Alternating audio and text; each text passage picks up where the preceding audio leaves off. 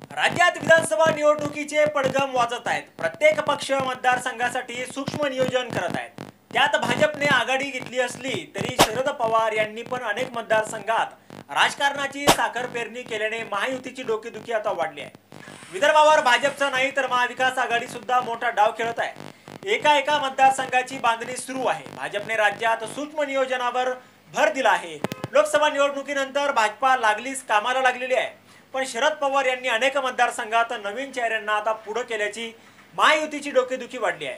राज्यातील अनेक मतदारसंघात पवारांचा मास्टर स्ट्रोक कुणाचे मोठे नुकसान करतो हे आता समोर येईलच। पण विदर्भात मुलगी आणि वडिलांचा सामना निश्चित झाल्यानंतर आता काका आणि पुतणी यांच्यात सामना रंगण्याची चिन्ह आहे। वडिलांचे नावाने किंवा आजोबांचं नाव मत मागण्याचा माझा गुण नाही। तुमच्या वडिलांनी ज्या गोष्टी केल्या त्या तुम्ही बंद पाडल्या, त्यांनी 100% फसवणूक केली आहे। प्रतिसाद नसल्याने त्यांची मानसिकता बिघडली आहे। मला जनतेचा प्रतिसाद मिळत आहे। इतर मतदारसंघ 25 वर्षात सुधारले, मग सिंदखेड राजा मतदारसंघ का नाही सुधारला, असा रोकड सवाल त्यांनी केलाय। शरद पवार यांची भेट झाली, त्यांच्याशी चर्चा झाली, कामाला लागण्याच्या सूचना त्यांनी दिल्या आहेत। मी त्यांच्याकडे तिकिटाची मागणीही केली आणि शरद पवार हे मला तिकीट देतीलच असा विश्वास त्यांनी व्यक्त केलाय। या मतदारसंघात भास्करराव शिंगणे आणि शरद पवार यांचं नाव आहे, त्यामुळे आपण 100% निवडून येणार असा दावा त्यांनी केलाय। पुढे त्या म्हणाल्या की सिंदखेड राजा मतदारसंघात आता बदल पाहिजे। मागील 25 वर्षात विकास कुठेच दिसत नाही। डॉक्टर शिंगणे यांनी विकासाची 5 कामे तरी दाखवावीत।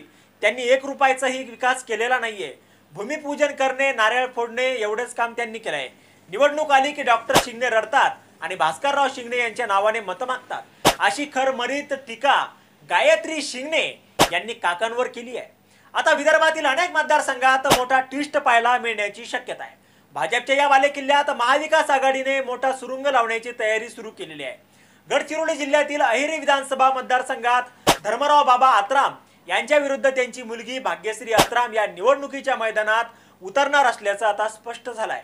अगोदरच अंबरीश राजे यांनी दंड थोपटलेले असतानाच भाग्यश्री यांनी पण पिक्चर अभी बाकी हे असाच इशारा दिला आहे।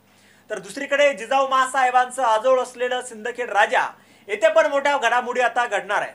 या मतदारसंघात शिंगणे कुटुंबियांचा वरचष्मा आहे। सहकार महर्षी भास्करराव शिंगणे आणि त्यांच्यानंतर डॉक्टर राजेंद्र शिंगणे यांना या मतदारसंघाने चांगली साथ दिली आहे। पण यंदा शिंगणे कुटुंबातच विधानसभेला सामना रंगणार आहे। डॉक्टर राजेंद्र शिंगणे यांच्या विरोधात पुतणी गायत्री शिंगणे ही निवडणूक लढवणार असल्याचं आता स्पष्ट झालं आहे।